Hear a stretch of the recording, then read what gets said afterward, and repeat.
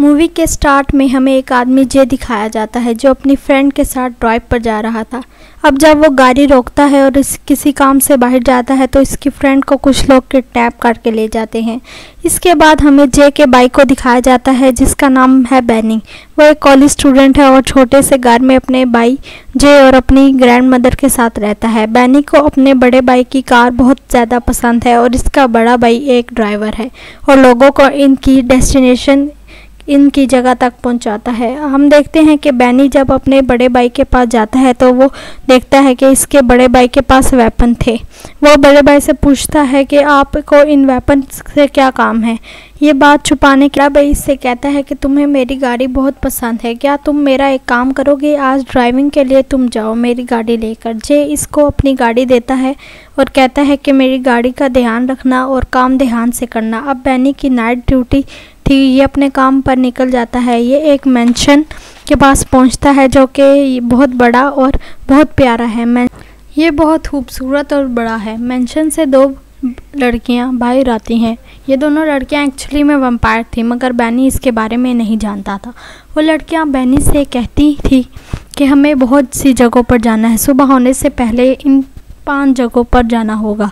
वो लड़कियां बैनी से पूछती हैं कि क्या तुम अच्छे से टास्क परफॉर्म कर लोगे, क्योंकि इन्हें बैनी पर शक हो रहा था कि उन्होंने ये लग रहा था कि शायद बैनी पहली दफ़ा ड्राइव कर रहा है। और अब बैनी इन दोनों लड़कियों को इनकी फर्स्ट डेस्टिनेशन तक ले जाता है। इसने उन्हें उन दोनों लड़कियों को इनकी पहली जगह पर पहुंचा तो दिया मगर ये खुद अंदर नहीं जा सकता था। अब वो दोनों लड़कियां वैम्पायर्स इस जगह पर डायमंड दिखाकर चली जाती हैं, जबकि बैनी बाहर ही इनका इंतज़ार कर रहा था। जब वो दोनों लड़कियां अंदर थी तब बैनी को बाहर चीख की आवाज़ आती है मगर बैनी नहीं जानता था कि ये आवाज़ कहाँ से आई और क्यों आई। बैनी कार से बाहर निकलता है और तभी जब नीचे देखता है तो इसको वही स्टोन मिलता है जिस स्टोन को दिखाकर वो दोनों वैम्पायर अंदर गई थी और वो स्टोन को अपने पास रख लेती। वो दोनों वैम्पायर्स बाहर आ जाती हैं। इसने इन दोनों वैम्पायर को ये नहीं बताया था कि ये जे नहीं बल्कि बैनी है, क्योंकि आने से पहले इसके बड़े भाई ने वार्न किया था कि तुमने किसी को भी ये नहीं बताना कि तुम जे नहीं बल्कि बैनी हो। जो तुमसे कुछ भी पूछेगा तुम यही कहोगे कि तुम जे हो। अब बैनी इन दोनों वैम्पायर्स को इनकी सेकंड डेस्टिनेशन दूसरी जगह पर लेकर जाता है। ये दोनों लड़कियां बैनी को बहुत ज़्यादा अच्छी लग रही थी। ये दोनों दूसरी डेस्टिनेशन पर पहुंचकर पार्टी पर एंजॉय करने के लिए चली जाती हैं, जबकि बैनी बाहर ही इनका वेट करेगा।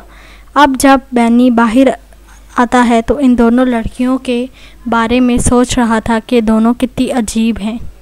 इसको ये नहीं पता कि ये दोनों लड़कियां वैम्पायर हैं। तभी ये अपनी बैक सीट पर देखता है कि ये इनका बैग और इनका फ़ोन पड़ा है।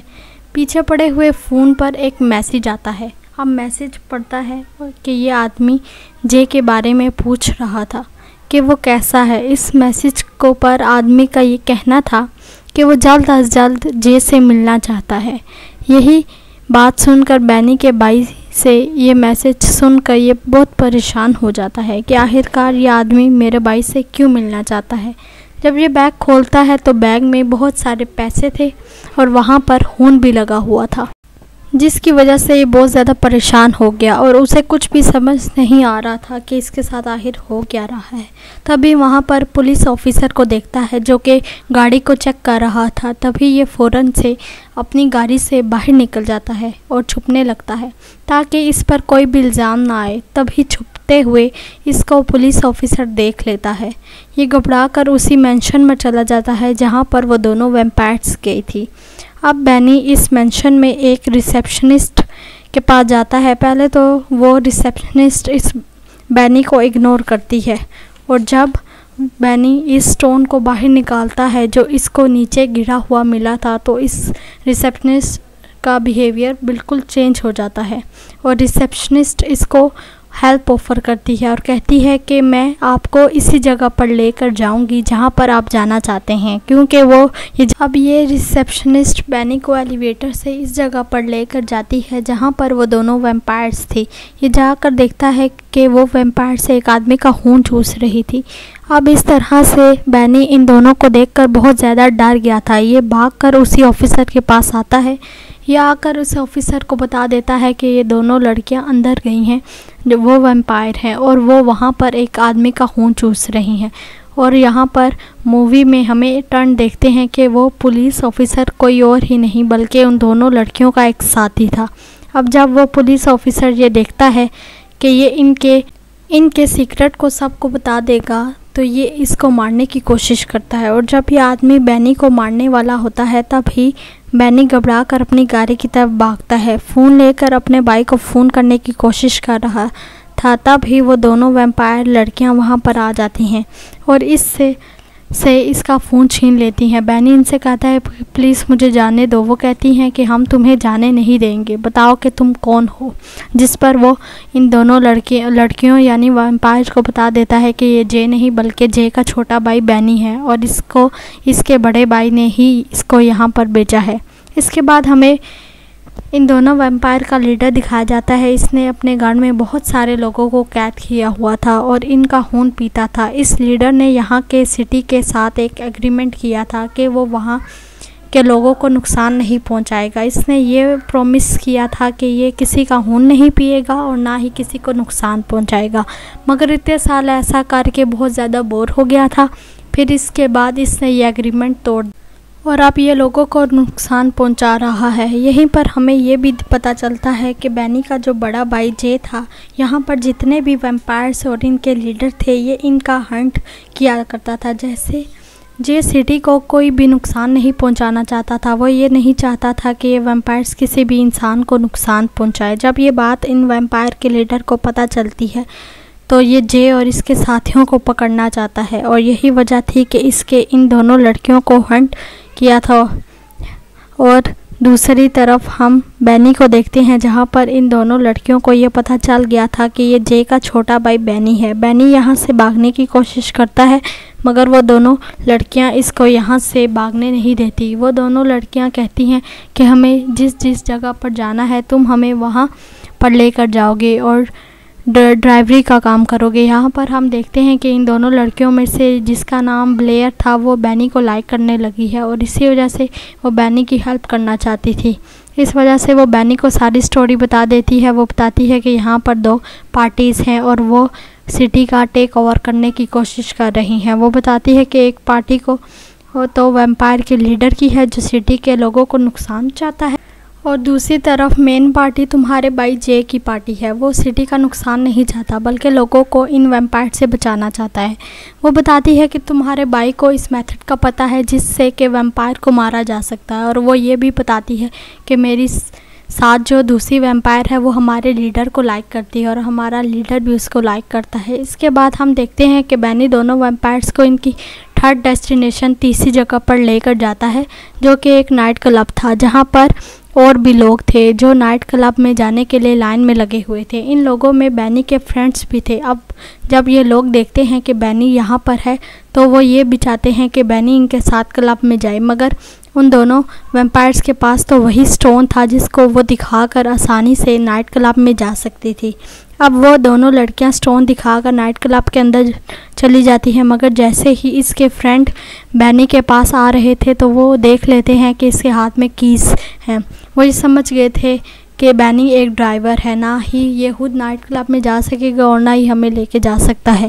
تبھی ہم دیکھتے ہیں کہ ان دونوں ویمپائرس میں سے ایک ویمپائرس بلیریا جو واپس آتی ہے اور بینی کو اپنے ساتھ اندر لے جاتی ہے. یہ دیکھ کر بینی کے فرینڈز شاکڈ ہو جاتے ہیں. اب یہ دونوں لڑکیاں نائٹ کلب میں گئی تھی, وہاں پر وہ آدمی ہونا چاہیے تھا جس کا انہوں نے خون پینا تھا مگر وہاں پر تو جے کا آدمی کھڑا تھا جو ان ویمپائرس کو مارنے کے لیے آیا تھا. اس کے پاس وہ گن تھی جس سے کہ وہ ویمپائرس کو مار سکتا تھا. اس آدمی نے ان دونوں ویمپائرس پر گن پوائنٹ کر لی تھی اور وہ یہ کہہ رہا تھا کہ میں تمہیں مار دوں گا. اس کے ساتھ وہاں پر کچھ اور ممبرس بھی تھے.